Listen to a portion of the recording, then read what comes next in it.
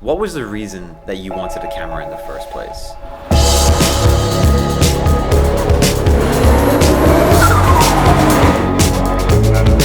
What was that core thing that made you want to have a camera and film or photograph the world?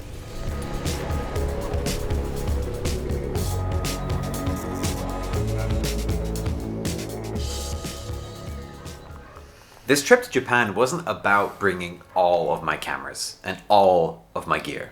It wasn't about creating the most cinematic video I had ever made. Instead, it was just about experiencing it, being in the moment. But of course documenting it because, hey, I do love filmmaking and photography. I've been to Japan before, 7 years ago. What changed for me since the last time was focusing on being present while still enjoying myself through filmmaking and photography. See, I love capturing the world around me. Freezing moments in time with photos or capturing small moments through video. Framing, composition, colors, light. Focusing on these things in a new place is always interesting. The thing is, this trip wasn't about capturing the most cinematic pieces possible. It wasn't about taking banger photos. It was just about experiencing life.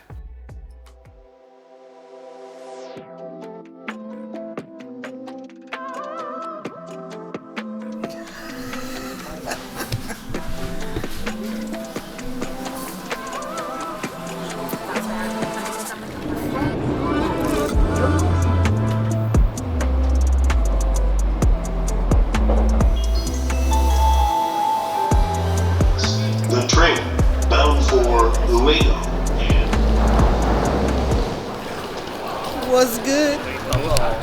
Hi. Long time no see. Oh my god. Old man. Oh, I like the stain. Look, Yeah, I don't know. It's coffee. mine's picture. Sarah, mine's Nice to meet you. for you at the wedding celebration.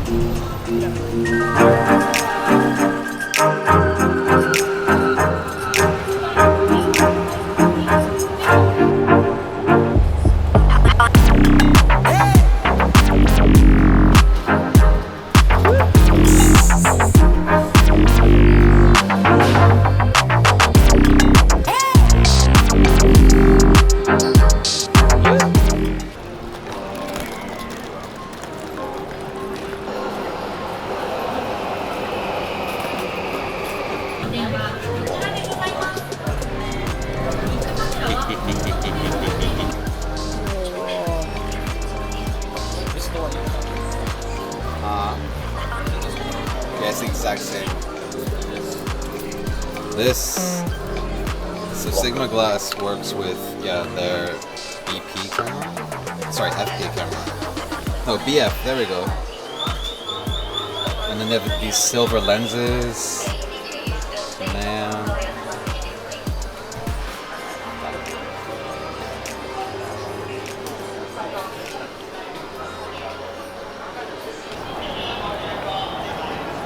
Okay, let's talk about gear for a second, something that you and I definitely love. Since I knew I didn't want to bring all of the gear I own with me to Japan, and the point is to pack light so that I can just enjoy being there, I knew I had to choose what I was bringing carefully. Now, for my camera, this was pretty easy, and if you've watched my videos for a while, you probably know what I brought. The Lumix S9. It's a small, full-frame, 6K open-gate shooting, 24 megapixel sensor having great, tiny camera that is more than capable at capturing all the things I want to capture. Hell, it was actually marketed as a travel video and photo camera, and yeah, it does that perfectly. But choosing the camera was the easy part. And if a camera is the canvas, then the lenses are the paintbrushes. And paintbrushes, different brushes let you do different strokes and different techniques, and whilst they let you do some things, they don't let you do other things. I guess what I mean is, when you pick a certain lens, like let's say a wide angle lens, you then can't do telephoto type shots, and you can't do wide angle shots with a long telephoto lens. So this is where things became a little bit more tricky. Now the first choice was very simple. My Lumix 18mm f1.8, it is the perfect vlogging lens and is obviously great for wide angle shots. So of course I brought that. The second lens was where I had some hesitation. I have this massive zoom lens. This is the Samyang 35 to 150 f2 to 2.8. Now, I love this lens, but it's huge. And for a smaller camera bag and like, you know, I'm just on the go, smaller camera setup and everything, it just, as good as the lens is, I really couldn't justify bringing it, especially if it was going to take up almost all of the space in my camera bag. Not literally, but it takes up more than I would want to give up for a single item when I'm traveling with a very small setup. That left me with one other option, because I only had 2 zoom lenses. That was the 20 to 60 kit lens, the f3.5 to 5.6. Now, I hate with a passion variable aperture zoom lenses. They're fine for photography, but for videography, they're annoying. You'll see why later on, but it's just, I don't like them. They're the bane of my video creation existence. But I brought it because 1, it was the only other option, and 2, I wanted to have some flexibility. See, I could have brought my 50mm and my 18mm, but then I'm locked into those 2 focal lengths, and 20mm is pretty wide. It's only 2mm tighter than the 18mm. The trade-off being, obviously, it's an f3.5, which is why I also brought the 18mm. But if I want to zoom into 60, and even using the hybrid zoom function to get even further, then I'm able to do that with just 1 lens. Sometimes capturing things in the moment means being quick, and I don't have to always need to swap lenses because I need to get a tighter shot when I had my 18mm on. So that's why I brought that lens. From here, it's pretty simple. I have my new Ulanzi carbon fiber tripod. I brought it because I wanted a proper tripod and it's lightweight. I then brought my PGY Tech Mantis pod for vlogging and, you know, situations where a large tripod is like not usable. I then also brought my favorite new little microphone, the MKE200 by Sennheiser. I'm using it right now. The audio quality, I'm really liking it. It's a step up from the DJI 2 lav mics, but obviously a lav mic is always going to be useful, so I did bring that as well. I then also brought a couple of new things. This is a first for me. I've done photography for years, but film photography I never really dove too deep into. I came across this Kyocera Yashica ZoomMate 105 SE in a used camera store here in Bangkok, and I knew it would be perfect for my trip to Tokyo. It's fully automatic, loads the film reel itself, and then winds it back up when you finish your roll. It's just super cool. Right now, I don't really know what the photos look like. At this moment in time, I haven't had them developed yet. I still need to go and do that.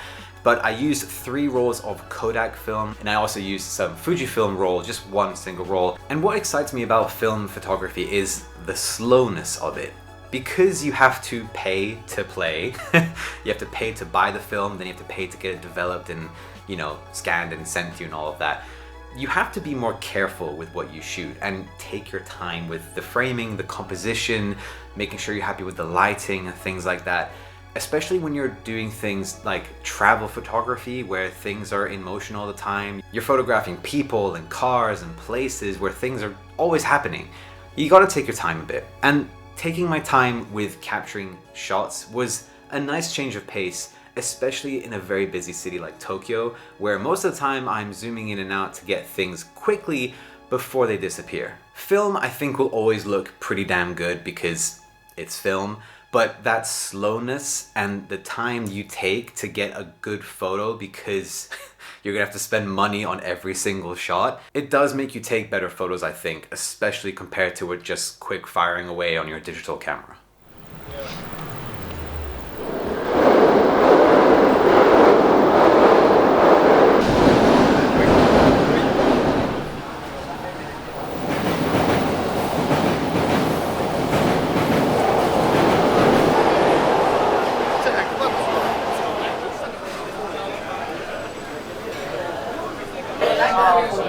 Yeah, a lot of the words look similar.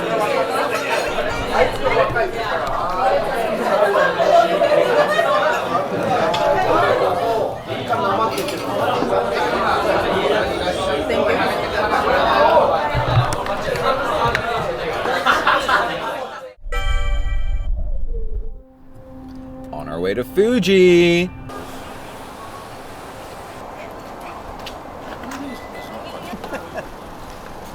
Quick little breakfast stop. This is our baby, by the way. The all-powerful Nissan. What is this called again? The Nissan, I don't fucking know.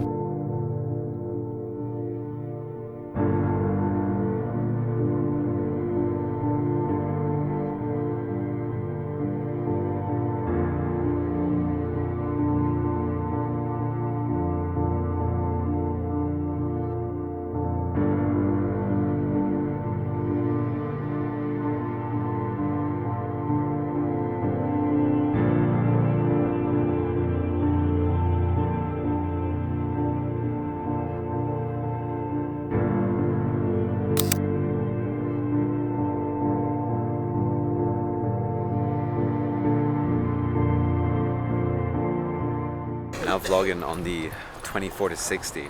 I would argue this is probably the most zoomed in, narrow that I would want to vlog at. It's kind of still wide enough to see around me, but I'm so used to the 18 mil. Anyway, we're going up to the shrine that lets you see Fuji, but the weather is not looking good for our chances here.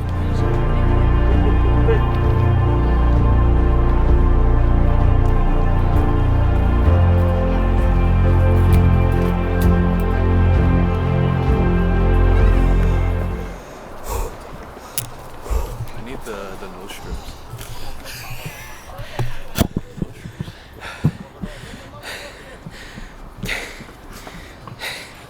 Stairs.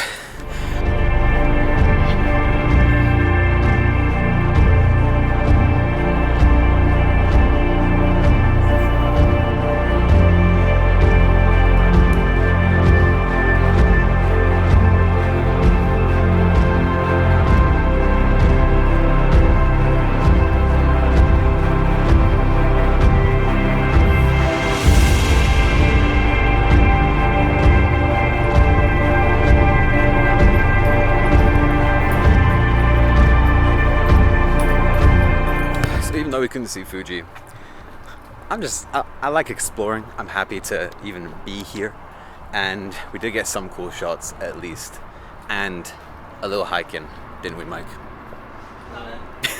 Yeah. Oh, man, Japan is so pretty.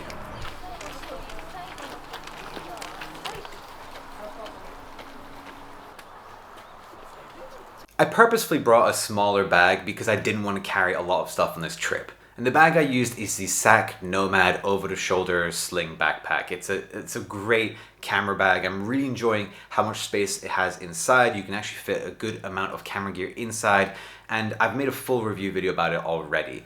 But of course it is a smaller bag. I've got a larger camera backpack from Peak Design, and you can fit tons in that. But limiting yourself is also a good creative challenge. If you can't bring all the lenses and all the camera gear you own, you have to get creative with what you can bring. And that was a fun creative challenge. Only being able to create beautiful shots with the few things that you can bring, it does push you to be a better creative. And at the start of this trip, I only had 2 lenses. Well, that actually changed after a few days.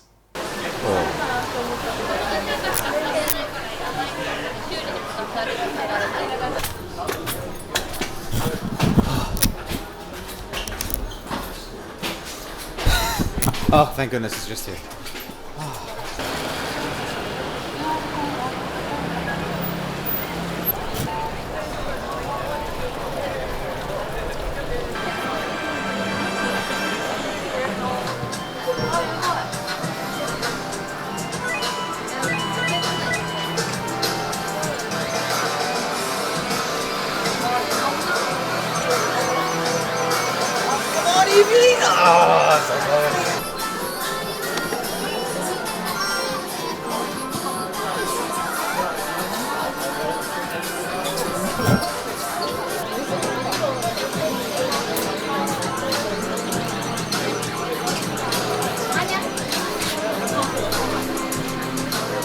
Well, we tried our best. Neither of us want a thing. They are incredibly hard to do. There's like a skill to it. We've won something in the past before. Last time we came here 7 years ago. But literally the lady who worked at the claw machine there had to actually help me out and make it as easy as possible because they were closing and she just wanted me out. But you have to like knock it with the claw machine grabber. It's not even about actually grabbing it. It's so difficult. Anyway, now we're gonna go off and pick up something special, something that I think is needed. And I know earlier in this video I said I was gonna make do with the lens that I had, but let's go check out the 24-60 from Panasonic. Secure the goods.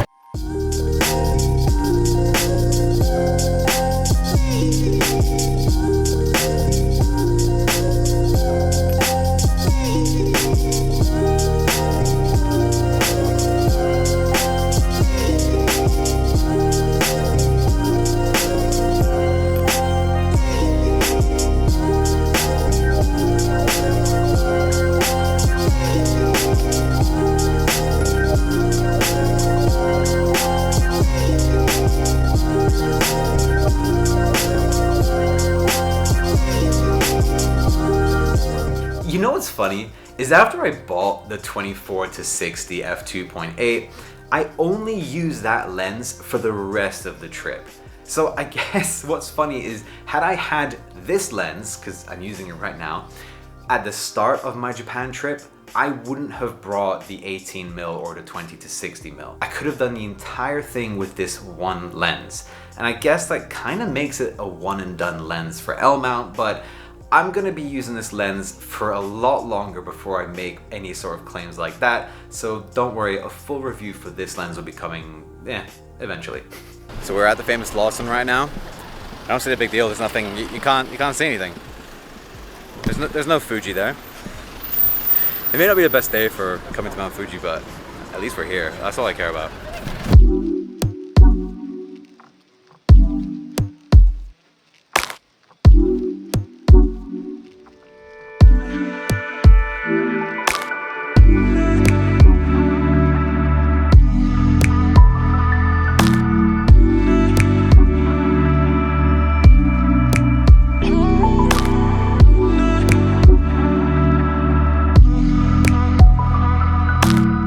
Now we are at Kogamasao Memorial Park.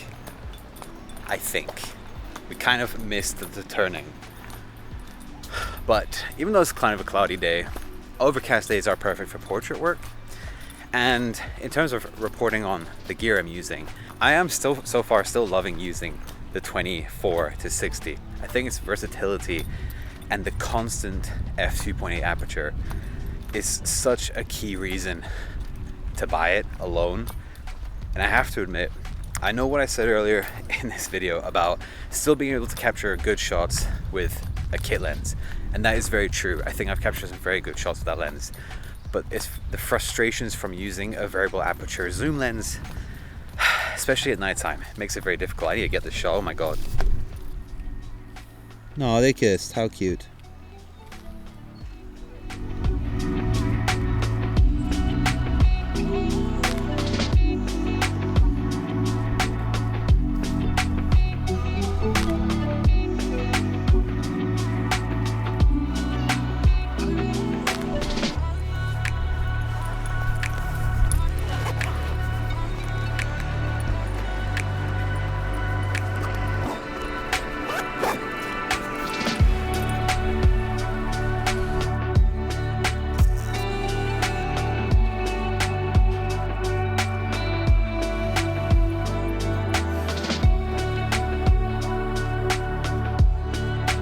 Turns out what I was photographing is not Fuji.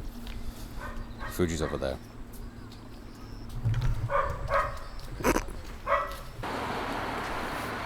Wouldn't be a proper vlog without a car shot.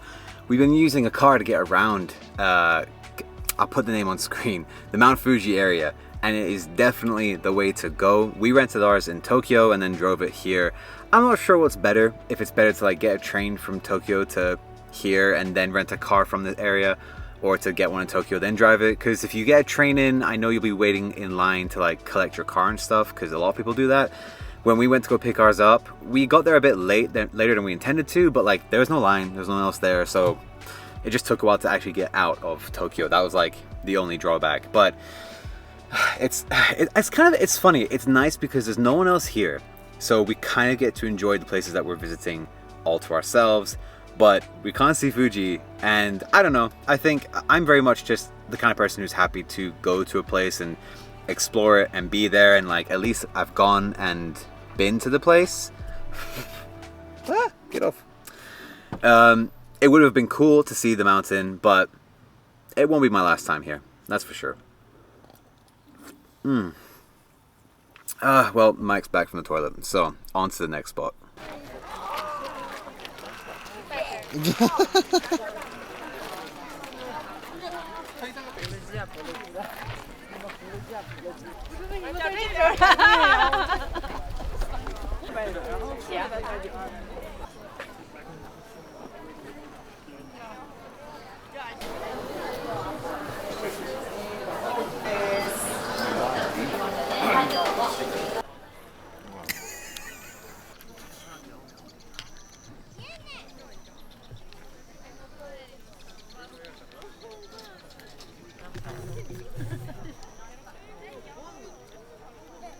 Respect.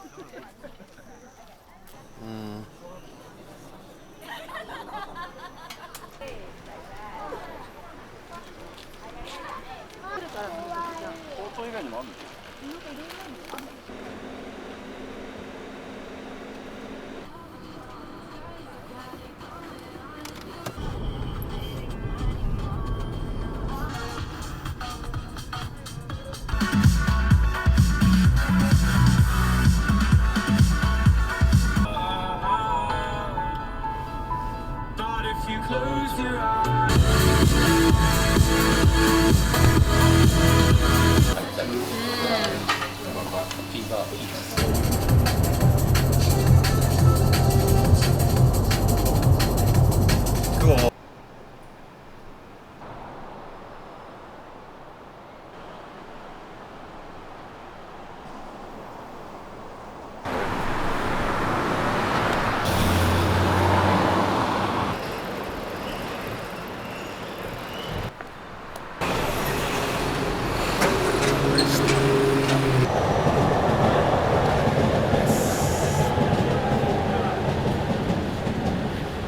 So to prove my point about my issue with the variable aperture zoom lens, this is the Kit 20-60 from Lumix. You get this with like the S5, you can get it with your S9 as well. Now right now I've got the 24-60 f2.8 on here, and let me show you exactly why I just got sick of this kit lens.